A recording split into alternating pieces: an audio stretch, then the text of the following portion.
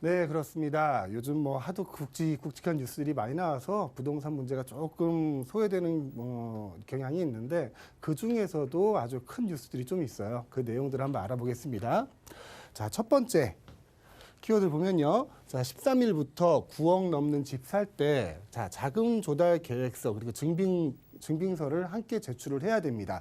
자세한 내용을 한번 살펴보면요. 이렇게 됩니다. 자, 투기 과열 지구, 그리고 조정 대상 지역, 자, 비규제 지역으로 우리는 나눠지지요. 우리나라 전 국토가 이렇게 나눠졌습니다. 자, 투기 과열 지구와 조정 대상 지역 내에서는 3억 원 이상의 주택을 거래할 때 무조건 자금 조달 계획서를 제출을 해야 합니다. 이건 의무사항이에요. 자, 비규제 지역에서는 6억 원 이상 주택을 거래할 때 무조건 자금 조달 계획서를 제출을 해야 됩니다. 자세한 내용은 이렇게 되는데요.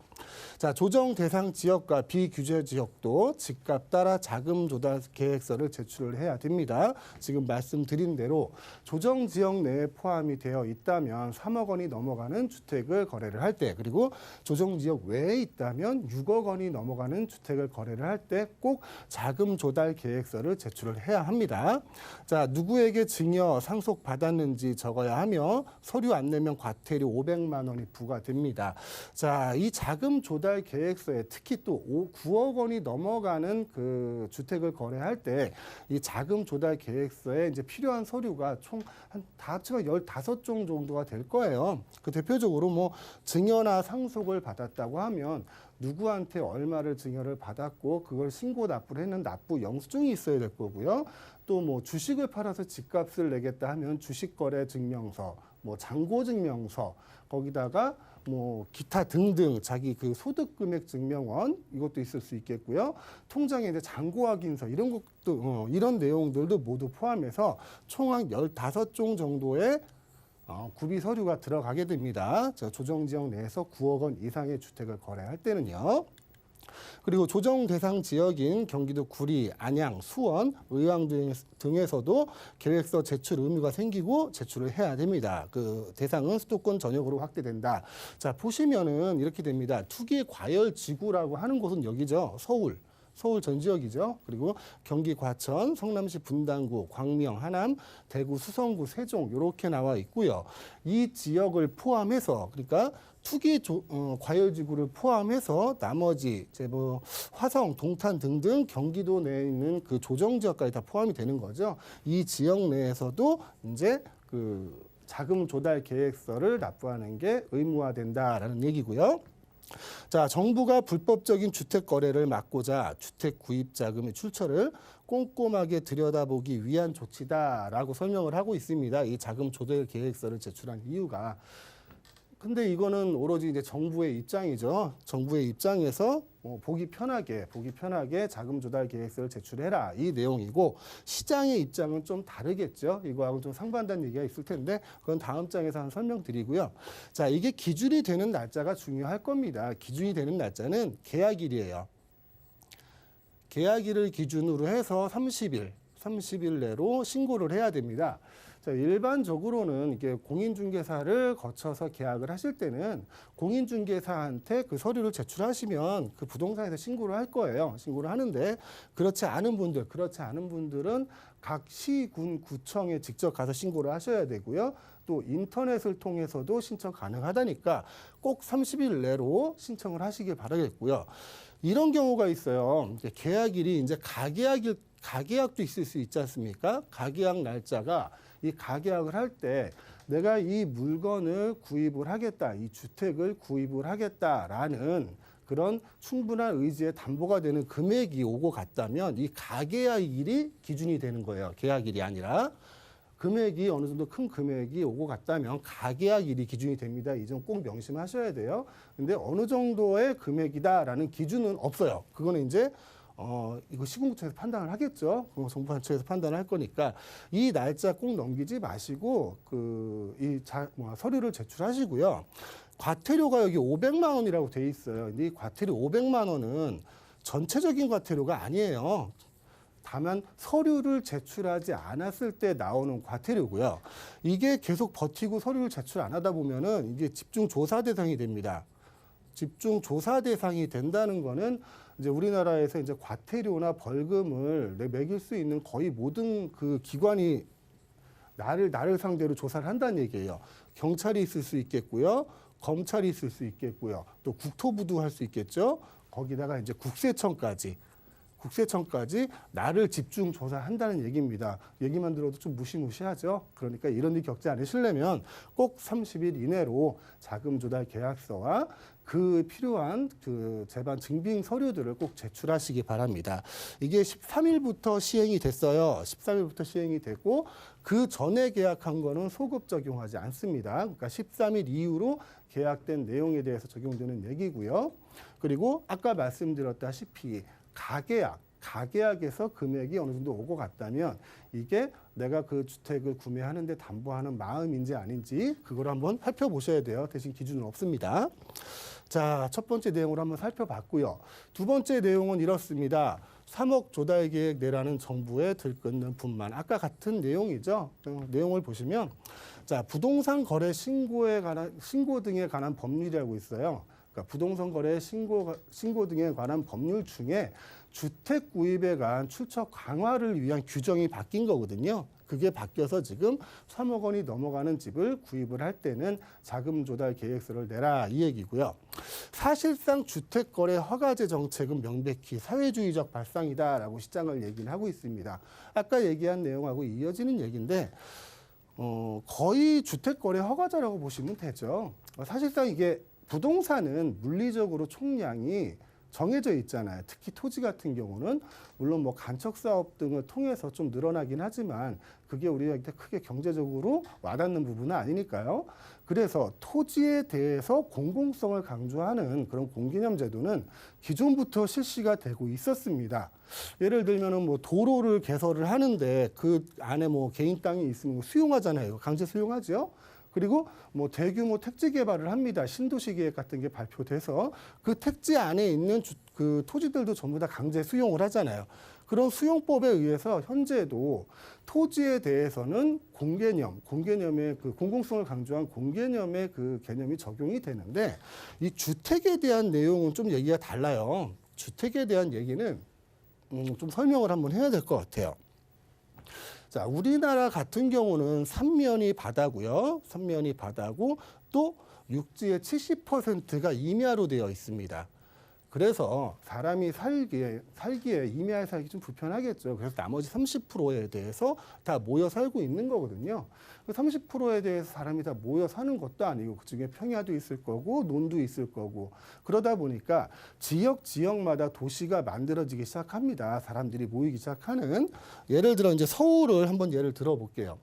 서울 지역에서 70년대만 하더라도 1층짜리, 2층짜리 단독주택이 유행이었어요. 단독주택만 가지고도 사람들이 충분히 살 수 있었거든요. 근데 단독주택들이 모여서 인구가 모이다 보니까 여기에 관공서도 들어가고 또 뭐 일자리도 생기고 일자리가 생기다 보니까 사람들이 또 들어오고 자, 건물에 대해서는 물리적인 총량이 아니라 경제적인 총량은 늘릴 수 있거든요.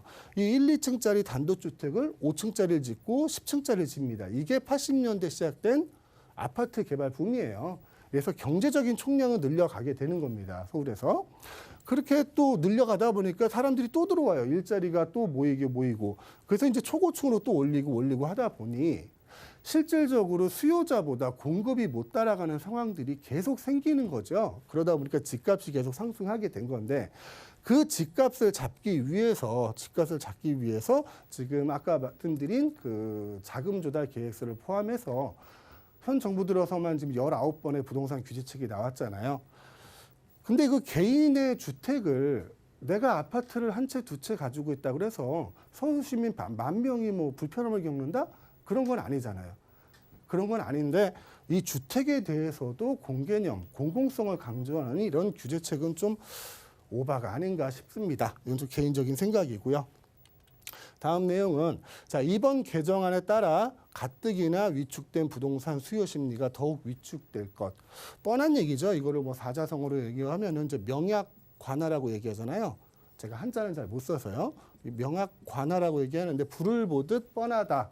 불을 보듯 뻔한 얘기겠죠. 그 수많은 규제 대책이 나왔는데 거기에 더 얹어서 이제 자금 조달 계획서까지 내라고 하니까 내가 내 집을 사는데 그 돈을 어디서 가져올 거냐? 네가 빌렸으면 차용증까지 제출해라. 이자는 어떻게 제출할 거냐. 이런 내용까지 들어오니까요. 그러니까 결국 정부에서 이제 내 집에 있는 숟가락 개수까지 다 알려고 한다. 뭐 이런 얘기들도 나오는 거죠. 다음은 자금 조달 계획 제출. 베네수엘라가 유일하고요. 가장 반시장적인 규제란 얘기를 하고 있습니다. 자, 자금 조달 계획을 제출하는 나라가 기존에 있었어요. 베네수엘라가 하나 있고요. 이제 우리나라가 시행하니까 전 세계에서 이제 2개 나라에서 시행을 하게 되네요. 2개 이국에서. 근데 여기서 베네수엘라가 왜 자금 조달 계획서 제출을 의무화했는지 그 내용을 좀 알아볼 필요가 있습니다. 자, 베네수엘라는 나라는 남미에 있는 나라죠. 남미에 있는 나라고 거기에는 이제 우고 차베스라는 14년 동안 4선을 한 대통령이 거의 독재를 하다시피 했죠. 독재를 하다시피 했고 이 차베스라는 대통령이 추구했던 정책이 남미의 사회주의 운동이었어요. 사회주의 운동. 이거를 추구했던 사람이 차베스라는 대통령이고요. 그 나라가 베네수엘라입니다. 자, 차베스 대통령이 그거를 추진할 수 있었던 배경, 그 많은 복지 정책이나 나라가 책임져진 살림을 추진할 수 있던 배경은 베네수엘라가 산유국이었습니다. 산유국이고요. 세계 5위 산유국이에요. 그래서 이 석유를 팔아서 그 재원으로 복지 정책을 피고 국가가 통제하는 삶을 살았던 거죠. 그런 나라가 이제 석유 가격이 많이 하락하면서 지금 다 아시다시피 베네수엘라 이제 경제가 거의 파탄 위기에 이르렀지 않습니까? 그건 누구나 다 아는 사실인데 그 정책을 지금 똑같이 하겠다는 이유가 뭔지 좀 궁금하긴 합니다. 자, 두 번째 이슈는 이런 거였고요. 세 번째는 비규제 효과 6개월 전매 가능, 그리고 인천심, 원도심, 분양 경쟁 누가 웃을까 이런 제목입니다. 자, 이거는 저번 시간에도 제가 한번 말씀드렸던 내용 같아요. 자, 인천 중위매매가 상승률이 대구, 대전, 광주를 웃돌고 있다고 합니다. 자, 작년까지만 해도요. 작년까지만 해도 인천의 중위가 매매 상승률은 1.9%였어요. 1.9%고요. 대구가 한 8% 정도 선 되고 대전이 14% 정도 되고 광주가 5% 정도 됐습니다. 근데 최근 3개월 동안 이게 완전히 역전이 돼버려요. 3개월 동안의 통계를 보면 인천 중위권 가격은 12.5%가 올라갔습니다. 12.5%가 올라갔고 나머지 뭐 대전, 대구, 광주 같은 경우는 2에서 3% 정도를 보고 있는 거죠.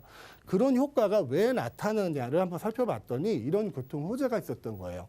첫째는 여기서 나오는 비규제 효과죠. 인천은 조정지역이 아닌 수도권이기 때문에, 그리고 거기에 이제 GTX B 노선을 비롯하여 올해 인천 지역에 이제 그 개통되는 철도만 3가지입니다. 첫째가 인천 지하철 1호선. 인천 지하철 1호선이 연장선이 개통이 되고요. 두 번째는 지하철 7호선이죠. 서울 지하철 7호선이 개통이 됩니다. 그리고 세 번째는 수인선 3단계. 수인선 3단계 개통이 돼요. 이런 교통 호재에 비규제까지 규제를 받지 않는 그 비규제 지역이라는 그 효과까지 보게 돼서 인천이 지금 집값이 많이 올라가고 있는 거죠. 자, 13일 인천 원도심 분양 시작을 합니다. 특장점 좀 다르긴 한데 몇 가지 단지가 있어요. 올해 5월까지 인천에서만 지금 분양되는 게 18,000가구 정도가 된다니까 이런 정보들 한번 살펴보시고요. 인천 주택시장의 반응은 무엇보다 고강도 규제를 받지 않는다는 게 주요하다. 자, 인천에서 만약에 아파트를 분양을 받으신다면 6개월이 지나면 분양권 전매가 가능합니다. 또 거기다 비규제 지역이다 보니 양도세 중과에서도 빠지겠죠. 그리고 또 비규제 지역이다 보니 대출 규제에서도 한층 더 완화되는 내용을 보실 수 있을 겁니다. 제가 누차 말씀드렸던 얘기가 있어요. 남들이 다 보는 곳을 같이 투자를 하게 되면 거기에 다른 사람들의 기대 수익까지 포함해서 내가 투자를 하게 되는 거예요. 그러다 보면 이제 내 투자금은 더 많아지게 되는 거죠. 투자금이 많아진다는 거는 내 수익률이 줄어들 확률이 점점 커진다는 거고 투자에 대한 위험도 커진다는 겁니다. 제가 몇 번을 말씀드렸는데 살짝만 돌려보시면, 고개를 살짝 돌려보시면 그 사람들이 보는 그 옆에 옥석과 같은 그런 그 황금과 같은 물건들이 있거든요. 그런 지역들을 제가 계속 설명을 드리고 있는 겁니다. 그래서 인천 지역을 한 2, 3주에 대해서 좀 설명을 드린다는 거고요.